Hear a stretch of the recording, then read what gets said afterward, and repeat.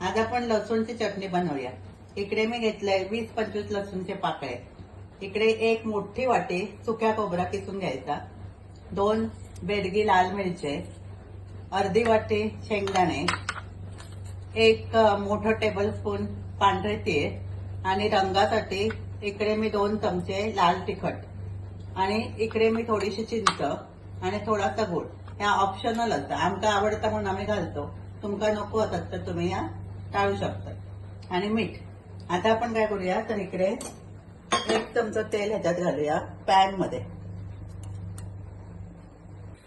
आणि त्याच्यात लसूण भाजून घ्यायची, म्हणजे लसणीचा जो उग्र वास होता आणि कच्चेपणा तो सगळं निघून जातो।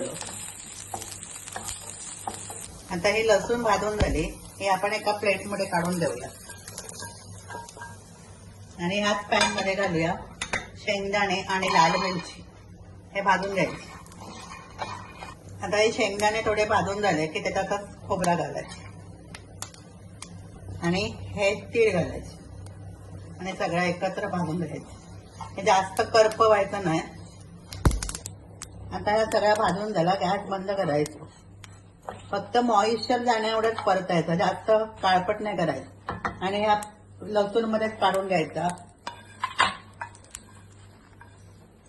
आणि थंड करत ठेवायचं।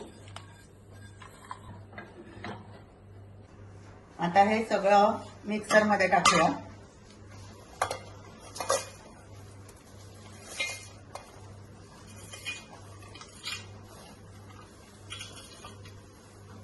त्याच्यात घालूया लाल तिखट,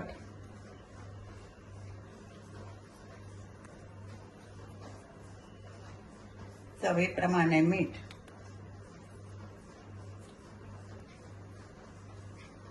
थोडीशी चिंच आणि थोडासा गूळ।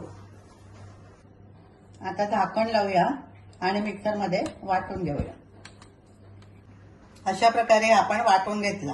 आता एका भांड्यामध्ये काढून घेऊ।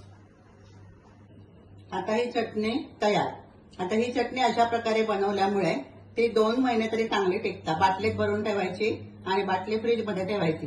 ही रेसिपी तुमका आवडली असेल तर लाईक करा, शेअर करा, सबस्क्राईब करा।